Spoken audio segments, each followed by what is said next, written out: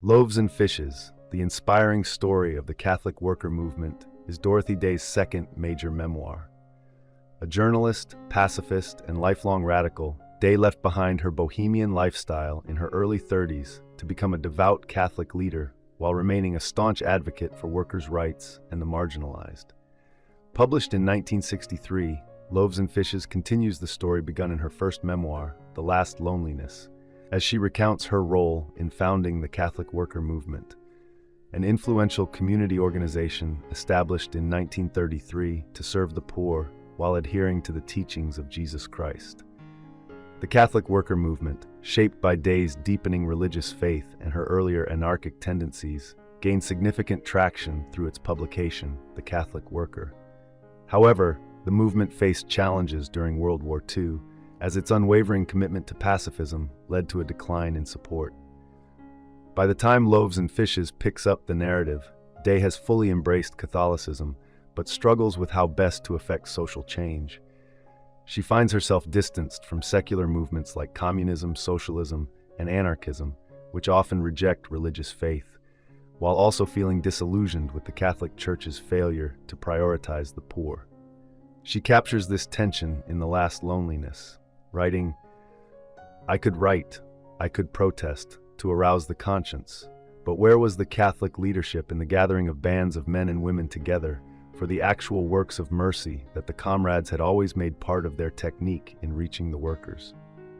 As the vision for the Catholic worker movement takes shape, Day meets Peter Morin, a French immigrant with no formal education yet an exceptional intellect. Together, they build a movement that blends faith with direct action, redefining how Catholics engage with issues of poverty, justice, and social change. Beyond his intellect, what Day values most about Morin is his unwavering commitment to lifting working families out of poverty. Like Day, his mission is deeply rooted in Catholicism, particularly in the teachings of St. Francis of Assisi, one of history's most ardent champions of the poor. She credits Morin with broadening her perspective and enhancing the credibility of their work in two key ways. First, his deep knowledge of obscure papal documents on social justice helps establish a solid theological foundation for their movement. Second, his extensive collection of anarcho-communist literature exposes Day to works she had not previously encountered, including fields, factories, and workshops by Russian philosopher Peter Kropotkin. On May 1, 1933, Day and Morin officially launched the Catholic worker movement. Before long, the organization expands to more than 30 satellite locations worldwide, offering food and shelter to those in need. Meanwhile, the Catholic worker newspaper reaches a peak circulation of 150,000 subscribers. Despite the movement's growing influence, Day faces profound challenges that test both her conscience and her faith. One of the movement's most significant efforts, providing aid without moral judgment, proves particularly difficult for her. She struggles with the behavior of some individuals seeking assistance, especially their engagement in sexual activity and marijuana use within the very facilities the movement provides.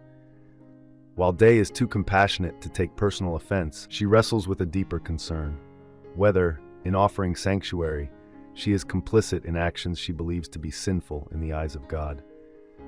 Day and Morin soon face a much more pressing dilemma that threatens the survival of their fledgling movement. The source of the threat lies in one of the core principles that has guided Day's. I hope you enjoyed this video. Leave a like if you did, and be sure to subscribe. Thank you.